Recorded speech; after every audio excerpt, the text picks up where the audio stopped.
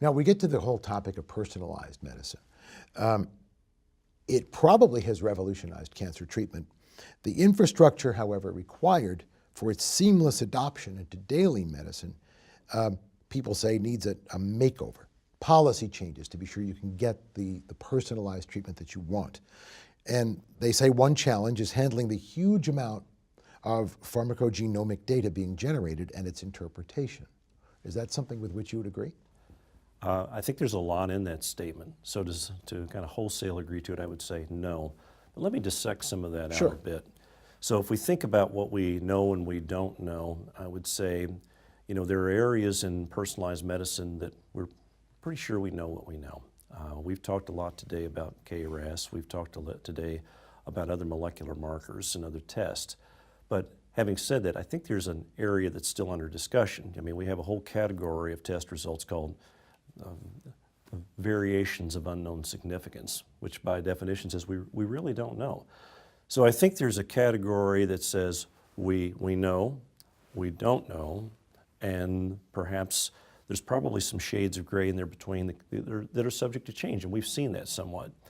So I think over time we've got to think about how convinced we've got to be in order for us to kind of release our, I'll call them our study structure, to figure out whether or not we're getting the value out of the dollars that are being spent in personalized medicine. Right. I think the other element of this is that we've also created a shade of gray from clinical utility, meaning we know well enough to know to inform a treatment decision, whether it's to treat or to select or deselect a therapy, versus creating some eligibility for some future study. So we've got a spectrum of utility that I think traditionally payers have been expected to finance. And then I think there's a eligibility for clinical trial that still remains an open question. All right, well, what are some of the other challenges then with interpreting and utilizing the genetic information we already have? Well, as a payer, I will tell you that we have really dissected this down to order, and then performance of the test, and then ultimately the delivery and interpretation of the test.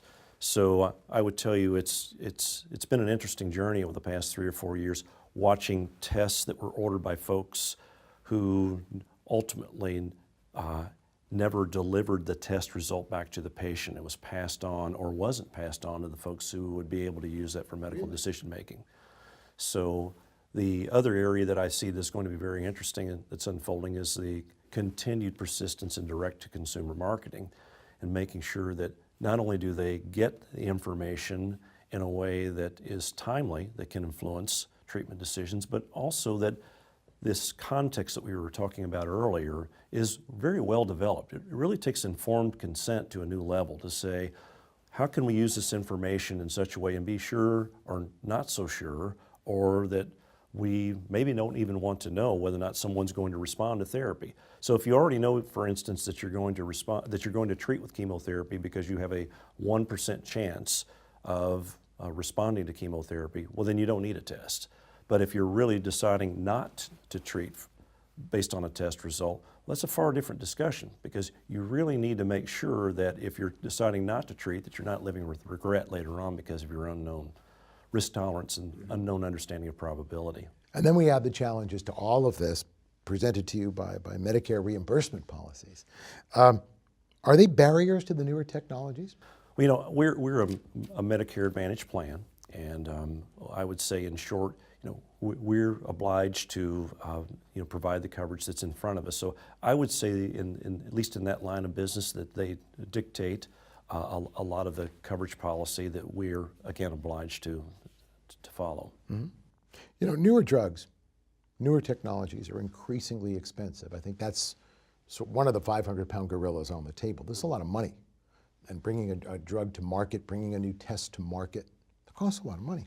And one way that the healthcare plans have financed this is by increasing patient cost sharing. And let's call it what it is. Premiums go up, mm-hmm. or the deductibles go up. And this can impact a patient's decision to continue treatment.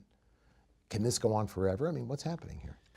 Peter, we're already there today, aren't we? I mean, cancer care is probably one of the largest drivers of medical bankruptcy in this country. So it's not as though we've got to worry about that going forward. We need to worry about that today.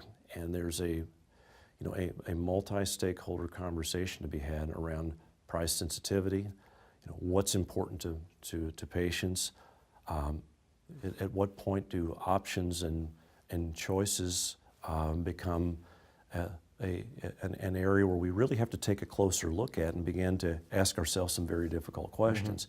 Having said that, I think that comes with the trade-off as well. We've made some remarkable gains in this country in being able to have some things, technologies that have come into play, and learning things as a result of having treatment in play. So being able to capture that data and that information and being able to harvest that and feed that back into the system become very important. Are there policy changes that you could see that can help cover the high cost of treatment? I think that we're going to reach a point where that you can only get as much as you can out of premium increases. That's unsustainable over time if you watch the current trajectory. Cost sharing to the member, at some point, maximum out of pocket and deductibles. It doesn't take but a few months to run through that, and at that point you're then faced with dealing with someone's personal resources. So once you're bankrupt, you're bankrupt. Cost sharing doesn't make too much sense anymore. And at that point, people have to make real decisions.